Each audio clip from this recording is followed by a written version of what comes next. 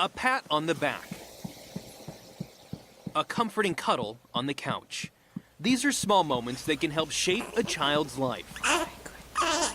We can't show you this infant because she's a foster child whose identity needs to stay secret.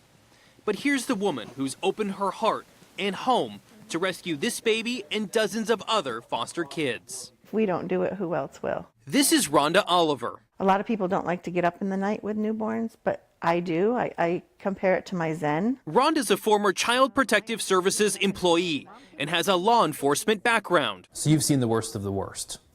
Yes, definitely. And decided to do something about it? What I could do, yeah. What Rhonda did is devote her life to foster kids. This is the 46th child she and her husband have fostered. They only take drug-exposed infants. Most of the newborns they pick up straight from the hospital. If something happened to that child, be it in this household or another household, and that child lost their life, would you want everyone involved looking at it to see what happened? Absolutely, without a doubt. Team 10 discovered that might not necessarily be happening. See, counties in California are required to report when a foster child is the victim of abuse or neglect, or when they've been killed or nearly killed because of abuse or neglect. That makes sense. But there are other kids who die in foster care who don't fall into those categories. We asked the Department of Social Services for the total number of deaths of children in foster care. Their answer: the department does not maintain data regarding all deaths in foster care. They told us statistics regarding all deaths are maintained by the California Department of Public Health. But that department told us they don't specifically track foster care. Even if it's not from abuse or neglect, what are they dying from? Exactly what? Exactly how it could be prevented?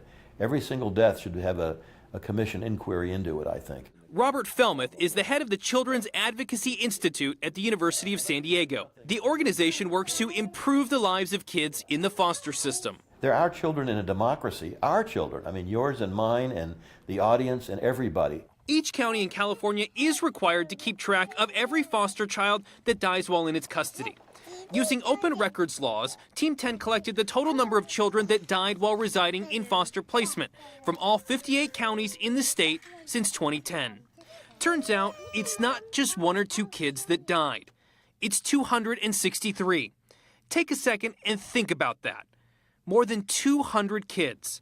Most of them, you'll never know their names, never know what they looked like. Should the news have to create a database that shows how many kids died in the state of California while in foster care? No, the news should not have to create any kind of database. This should be something that is affirmatively examined constantly, every year. Every time there's a death, it should be a big deal. State Representative Brian Mainshine agrees. Absolutely. In order to make decisions, you have to have the data. We showed him the numbers we collected and the state's response to our questions. He says it's time to make a change. Actions can be taken at the state level. Next session, I intend to bring forward some legislation that would require counties to report. Rhonda doesn't make policy.